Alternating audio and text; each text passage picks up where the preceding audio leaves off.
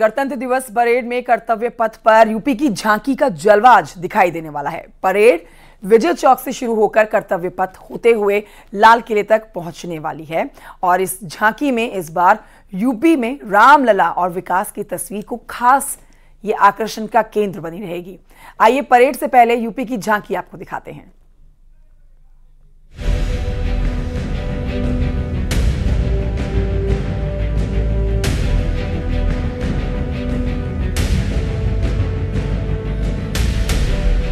छब्बीस जनवरी गणतंत्र दिवस से पहले राजधानी लखनऊ में बुधवार को फुल ड्रेस रिहर्सल किया गया। फुल ड्रेस रिहर्सल के दौरान भारतीय सेना के पराक्रम के साथ स्कूल के बच्चों ने भी परेड की। सेना के बैंड धुन पर पुलिस और सेना के जवान के अलावा बच्चे भी कदम ताल पर आगे बढ़ते हुए नजर आए। साथ ही कदम ताल करते जवान तिरंगे को सलामी देते हुए गुजरे भी। इसके अलावा सीएम योगी और गवर्नर की फ्लीट की भी रिहर्सल हुई। दरअसल 26 जनवरी के दिन परेड लखनऊ के चारबाग के रविंद्रालय से निकलकर हुसैनगंज, बर्लिंगटन, सचिवालय, विधानसभा, हजरतगंज होते हुए केडी सिंह बाबू स्टेडियम तक जाती है।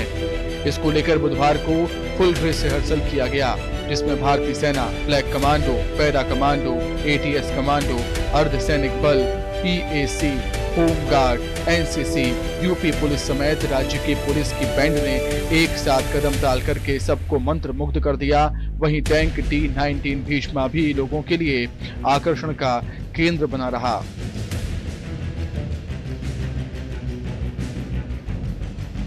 अब आपको दिखाते हैं 26 जनवरी के दिन कर्तव्य पथ पर होने वाले कार्यक्रम में यूपी की झांकी का दम। इस गणतंत्र दिवस पर यूपी की ओर से खास झांकी पेश की जा रही है। इसमें राज्य की विरासत के साथ साथ विकास की झलक भी देखने को मिलेगी।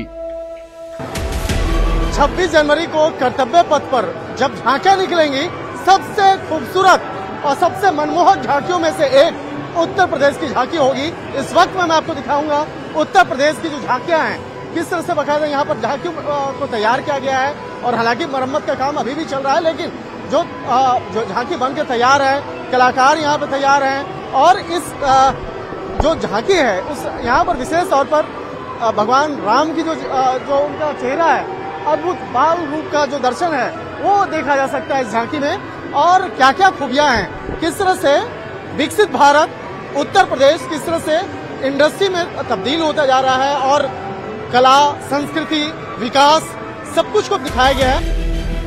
खास बात यह है कि कर्तव्य पथ पर इस यूपी की झांकियों में सबसे आगे रामलला की मूर्ति होगी, जो 22 जनवरी के ऐतिहासिक दिन को दिल्ली के कर्तव्य पथ पर प्रदर्शित करेगी। फ्रिल के बिल्कुल ऊपर एलईडी स्क्रीन पर प्रभु राम के अयोध्या आगमन के प्रतीक स्वरूप दीप उत्सव को दिखाया गया है। ठीक पीछे झांकी में कलश के प्रतीक के साथ ही दो साधुओं को दिखाया गया है, जो प्रयागराज में 2025 में होने वाले महाकुंभ के प्रतीक होंगे। हमारा प्रदेश जहाँ तक डेवलपमेंट में ऑलमोस्ट सभी इंडस्ट्री में हिंदुस्तान भारत में नंबर 1 है। इस प्रकार आपका सांस्कृतिक रूप से भी हम हिंदुस्तान में सबसे ज़्यादा समृद्ध हैं।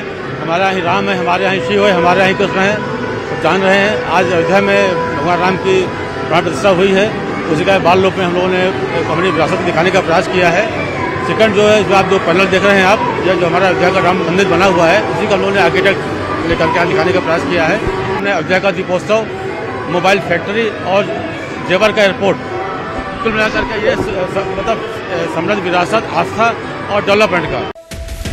यूपी की झांकी में दुनिया के चौथे सबसे बड़े इंटरनेशनल एयरपोर्ट जेवर एयरपोर्ट को दिखाया गया है, जो कर्तव्य पथ पर आकर्षण का केंद्र होगी। इसके साथ ही नोएडा में एशिया की सबसे बड़ी मोबाइल निर्माण कंपनी की झलक देखने को मिलेगी। यानी उत्तर प्रदेश को प्रमुख हब के तौर पर विकसित होने के प्रतीक के रूप में दर्शाया गया है। झांकी में रैपिड रेल का मॉडल भी है, जो गाजियाबाद से दोहाई तक संचालित रैपिड रेल सेवा के आगमन को दिखाया गया है। और सबसे अंत में रैपिड रेल के ऊपर से निकलती हुई ब्रह्मोस मिसाइल को दर्शाया गया है। एक ऐसा उत्पाद जिसका निर्माण सिर्फ उत्तर प्रदेश में हो रहा है।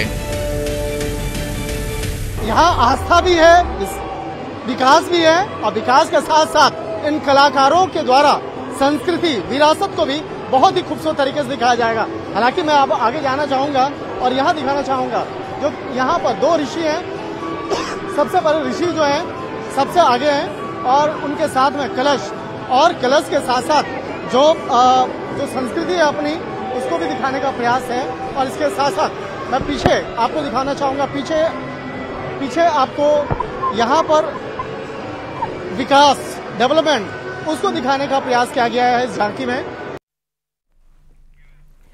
तो गणतंत्र दिवस की पूर्व संध्या पर केंद्र सरकार ने पद्म पुरस्कारों का ऐलान कर दिया और इस बार 110 लोगों को पद्मश्री, 5 लोगों को पद्म विभूषण और 17 लोगों को पद्म भूषण दिया गया है। पूर्व उपराष्ट्रपति वेंकैया नायडू, अपने जमाने की मशहूर अदाकारा वैजयंती माला को पद्म विभूषण सम्मान मिला है। बॉलीवुड एक्टर मिथुन चक्रवर्ती और कई और कलाकारों को भी पद्म भूषण अवार्ड से सम्मानित किया गया। खेल जगत की बात करें तो टेनिस खिलाड़ी रोहित बोपन्ना को भी पद्मश्री दिया गया है।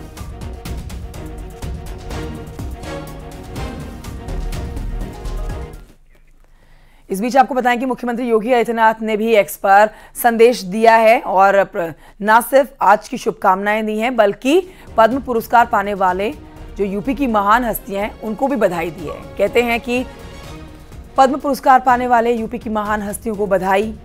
साथ ही कहते हैं कि प्रतिष्ठित पद्म पुरस्कार के अंतर्गत पद्मश्री सम्मान के लिए घोषित हुई उत्तर प्रदेश की 12 विभूतियों को हार्दिक बधाई।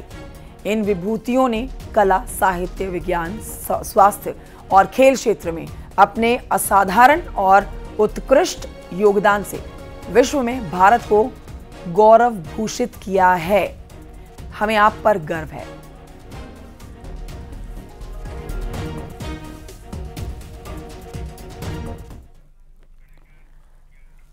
और आइए आगे बढ़ते आपको बताते हैं, दिल्ली के बीजेपी मुख्यालय में पार्टी के अध्यक्ष जेपी नड्डा ने ध्वजारोहण किया है।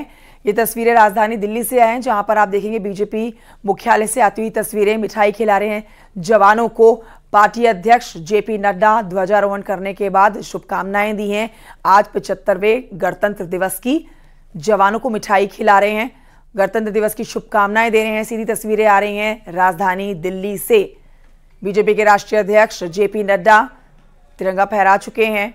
आज पूरा देश धूमधाम से 75वां गणतंत्र दिवस मना रहा है। आपने सबसे पहले देखा नागपुर से आई तस्वीरें। आरएसएस प्रमुख मोहन भागवत ने तिरंगा फहराया और देशवासियों के नाम एक संदेश भी दिया। अब दूसरी तरफ आप देख रहे हैं तस्वीरें बीजेपी के राष्ट्रीय अध्यक्ष जेपी नड्डा की, तिरंगा फहराया और देश के जवानों को मिठाई खिलाई, शुभकामनाएं दी।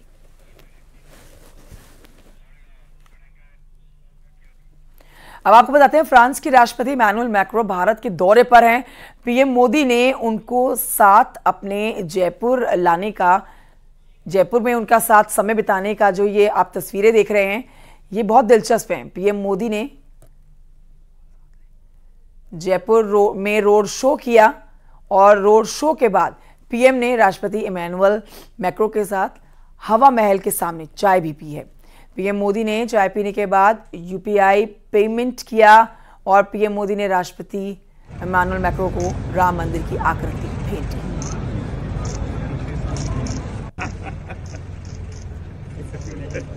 ये तस्वीरें आप देख रहे हैं। जयपुर में भव्य स्वागत हुआ है। फ्रांस के राष्ट्रपति इमैनुअल मैक्रो आज मुख्य अतिथि हैं 75वीं गणतंत्र दिवस समारोह में। और इस बीच आपको बताएं कि ये कल रात की तस्वीरें हैं। इस भेंट के बाद वो जयपुर से दिल्ली के लिए रवाना हो गए थे। आज आपको कार्यक्रम में दिखेंगे राष्ट्रपति द्रौपदी मुर्मू के साथ पहुंचेंगे। भव्य परेड का आनंद लेने के लिए ठीक 10:30 बजे का समय है। जब पहुंच जाएंगे, कार्यक्रम में शामिल हो जाएंगे। उससे पहले प्रधानमंत्री नरेंद्र मोदी के साथ समय बिताया और इन यादों को तस्वीरों के माध्यम से कैद भी कर लिया अपने फ़ोन में। चाय की चुस्की पर आनंद लेते हुए नजर आए।